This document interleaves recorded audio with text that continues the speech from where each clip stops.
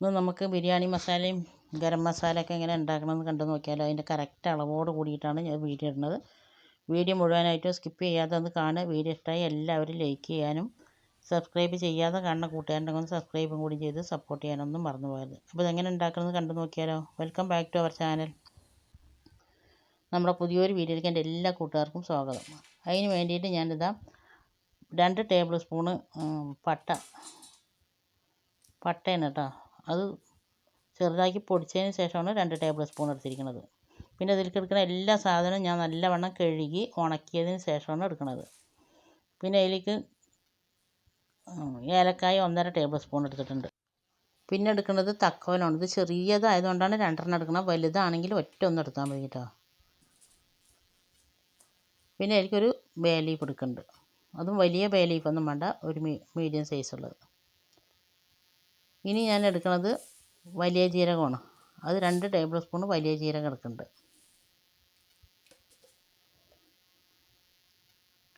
ഇനി നമ്മൾ അതിലേക്ക് എടുക്കുന്നത് 1 ടേബിൾ സ്പൂൺ ഗ്രാമ്പുമാണ്. ഇതെല്ലാതും ഞാൻ എടുക്കുന്ന ഇതേ അളവോട് കൂടി തന്നെ എടുത്തിട്ട് നിങ്ങൾ പൊടിച്ചിട്ടുണ്ടാകും നോക്കി കേട്ടോ. പിന്നെ ഗരം മസാലയ്ക്ക് വേണ്ടി ഇത് മാത്രം പൊടിച്ചാൽ മതി. അതിൽ തക്കോലം കൂട്ടാതെ പട്ട, ഗ്രാമ്പു, ഏലക്ക, വലിയ ജീരകം, ഒരു ബേ ലീഫ് കൂട്ടിയിട്ട് പൊടിച്ചിട്ട് ഒന്ന് വറുത്ത് പൊടിച്ചതിന് ശേഷം എടുത്തു വെച്ചാൽ ഒരുപാട് നാൾ നിങ്ങൾക്ക് ഉപയോഗിക്കാൻ പറ്റും. അതിൽ തക്കോലം കൂട്ടരുത്. അങ്ങനെ ചെറിയ തീയിൽ ഒന്ന് ചൂടാക്കിയതിന് ശേഷം പൊടിച്ചിട്ട് വേറൊരു കുപ്പിയിലാക്കി വെക്കുക. അങ്ങനെ പൊടിച്ചതാണ് ഇട്ടത്. അപ്പോൾ അത് വറക്കണതൊന്നും ഇപ്പോൾ ഞാൻ കാണിച്ചിട്ടില്ല. പിന്നെ നമ്മൾ ഉണ്ടാക്കിയിരിക്കുന്നത് ചിക്കൻ മസാല, അതിൻ്റെ വീഡിയോ ഞാൻ ഇട്ടിട്ടുണ്ട്. ഇത് ചിക്കൻ മസാലയാണ് കേട്ടോ. ഇനി നമ്മൾ ബിരിയാണി മസാലയ്ക്ക് വേണ്ടിയിട്ട് പട്ടയും ഗ്രാമ്പും ഏലക്ക, വലിയ ജീരകം, ബേ ലീഫൊക്കെ എടുത്ത് അതിന് ശേഷം ഇത് എടുക്കുന്നത് സ്റ്റോൺ ഫ്ലവർ ആണ് കേട്ടോ. കൽപ്പാസി പറയും. ബിരിയാണിയിലേക്കൊക്കെ ഇടുന്ന സാധനമാണ്. നല്ല മണം ഉണ്ടാവും. അത് ഇട്ടിട്ട് വേണം, നല്ലൊരു ടേസ്റ്റും ഉണ്ടാവും. പിന്നെ അതിലേക്കൊരു 1/2 ടീസ്പൂണ് നമ്മൾ ജാതിക്ക പൊടിച്ചിട്ട് ഒരു 1/2 ടീസ്പൂൺ എടുത്തിട്ട് ചെറിയൊരു തുണ്ട്. പിന്നെ അതിലേക്ക് ഞാൻ കുരുമുളക് എടുത്തിരിക്കുന്നത്, മുഴുവനായിട്ടുള്ള കുരുമുളക്. അതിന് ശേഷം ഇതാ കറുത്ത ഏലക്കായാണ്, ഉണ്ടെങ്കിൽ എടുത്താൽ മതി, ഓപ്ഷണലാണ്. പിന്നെ എടുക്കുന്നത് ഷാജീരകമാണ്. ഇത് ചെറിയ ജീരകമാണ്, നല്ലൊരു ഫ്ലേവർ ഉണ്ടാവും. ഇത് ബിരിയാണിയിലേക്കൊക്കെ ഇടുന്ന ജീരകമാണിത്.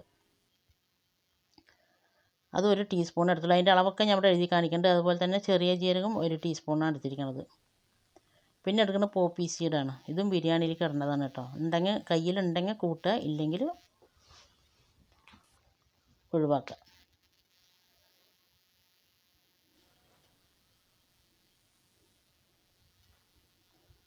ബിരിയാണിക്ക് നല്ലൊരു ഫ്ലേവറും രുചിയും കിട്ടാൻ വേണ്ടിയിട്ടാണ് പോപ്പി സീഡും നമ്മൾ ഉപയോഗിക്കുക. ഇനി ഇതെല്ലാം പാടെ നമുക്ക് ചെറിയ തീയിലൊന്ന് വറുത്തെടുക്കണം. ഇതെങ്ങനെ ഒന്നിച്ചിട്ടിട്ട് വറുക്കരുത് കേട്ടോ.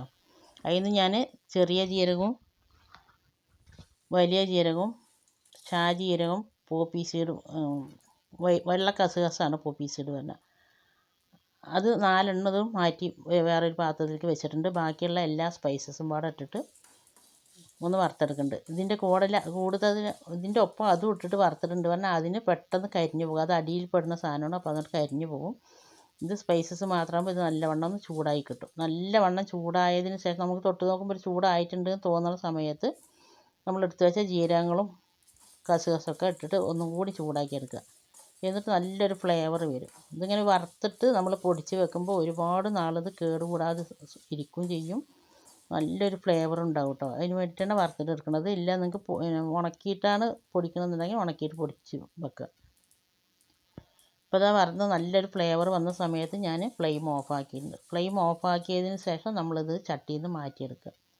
വേറൊരു പാത്രത്തിലേക്ക് ഇത് മാറ്റിയിട്ട് അതിൻ്റെ ചൂട് മുഴുവനായിട്ടും പോകാൻ നിൽക്കരുത്. ഒരു ലൈറ്റ് ചൂടോട് കൂടിയിട്ട് നമ്മളിത് പൊടിച്ചെടുക്കണം.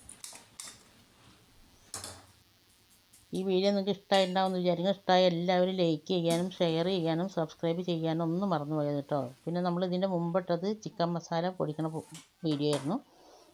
അത് കാണാത്തവരുണ്ടെങ്കിൽ കണ്ടു നോക്കി. ഞാൻ ഡിസ്ക്രിപ്ഷൻ ബോക്സിൽ അതിൻ്റെ ലിങ്ക് കൊടുക്കാം. ഇത് നല്ലവണ്ണം ചൂടാറാൻ നിൽക്കരുത് കേട്ടോ.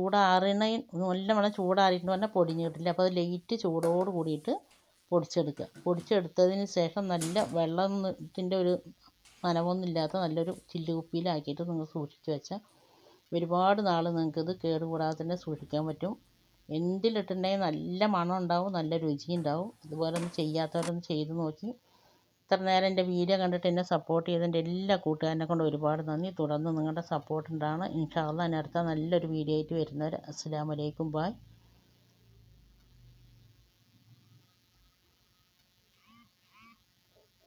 ഞാൻ ഈ പറഞ്ഞ അളവോട് കൂടിയിട്ട് നിങ്ങളൊന്നൊന്ന് ഉണ്ടാക്കി നോക്കിട്ടോ. ഇതിങ്ങനെ ഒരു കുപ്പിയിലാക്കിയിട്ട് എടുത്ത് വെച്ചാൽ മതി. ഒരുപാട് നാൾ നമുക്ക് കേടുകൂടാതെ പുറത്ത് തന്നെ ഇരിക്കും, ഒരു കേടും വരില്ല.